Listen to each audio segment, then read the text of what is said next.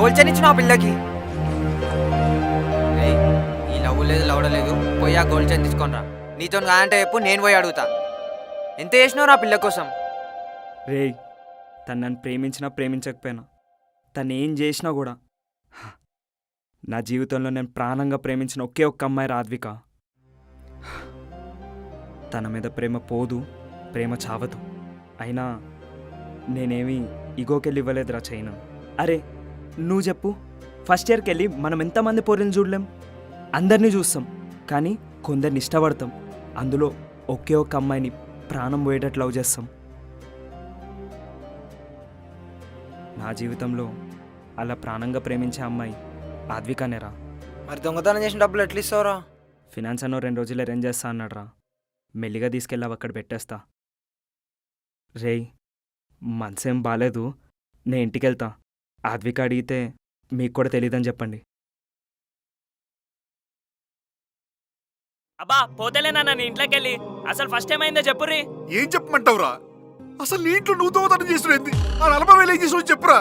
నేనే తీసుకున్నా, అయినా నీ దగ్గర బాగానే ఉన్నాగా పైసలు, అందులోకి వెళ్ళి కొంత తీసుకున్నా. ఏం తక్కువ చేసిండ్రా నీకు? ఉన్న దాంట్లో బాగానే చూసుకున్నాగా ఇద్దరు. మంచిగానే పెరిగినావు కదరా. దిమాకుంటే మాట్లాడుతున్నావా? ఏం మాట్లాడుతున్నావు అర్థమవుతుందా? నీ ఇంట్లో నువ్వు దొంగతనం చేస్తున్నదిరా. పైసలు కావాలంటే నేనే ఇస్తుండే కదా. నువ్వు ఆగయ్యా. రే, ఇప్పటిదాకా మీ నాయన ఏం చేసినా గాని ఇంటి మీదకి ఎవరిని తీసుకురాలే, నువ్వు తీసుకొచ్చినావు. ఇప్పుడు నేను చెప్తున్నా ఇను, మా కడుపున ఎట్లా పుట్టినవురా? ఇజ్జత్ తీసినావు కదరా. ఇచ్చానా నీకు? నువ్వెందుకు ఇడుస్తున్నావు? మనం వాడిని సఖా పెంచలే, అందుకే వాడు ఇట్లా తయారైండు.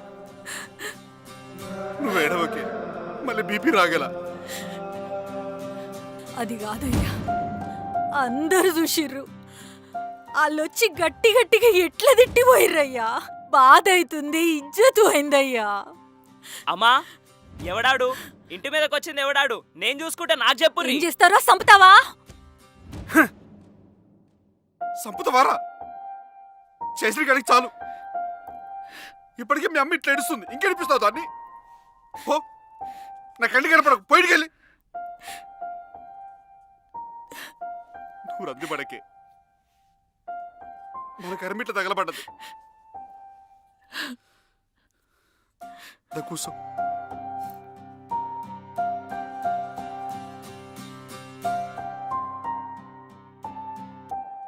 ఇంట్లో నుంచి బయటికి పోరా, పాల్తున్నా కొడక.